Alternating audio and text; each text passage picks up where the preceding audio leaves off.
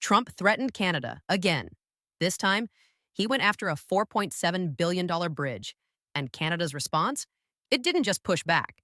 It sent shockwaves straight through Washington. Here's what happened. Trump took to Truth Social and declared he would block the opening of the Gordie Howe International Bridge, a brand new crossing linking Detroit and Windsor, Ontario. Unless Canada handed over compensation and, quote, at least one half of this asset.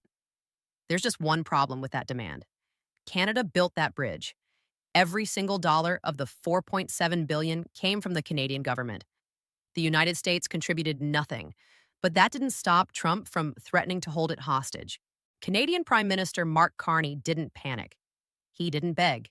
He went to Davos and delivered a speech that received a standing ovation. Then he flew to Beijing. Canada quietly struck trade agreements with China across 8 sectors: agriculture, green energy, e-commerce, and more.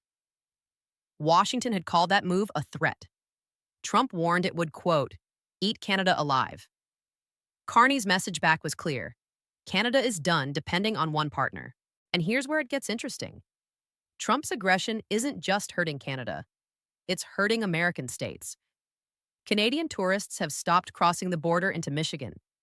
The Gordie Howe bridge threat alarmed U.S. automakers, who warned that blocking it would devastate supply chains on both sides. 2 Republican House incumbents went completely silent, afraid to be tied to Trump's Canada obsession in their own districts. Democrats are now using Trump's Canada threats as a campaign weapon heading into the 2026 midterms. What we are watching is a historic shift. For decades, Canada and the United States were described as the world's best neighbors.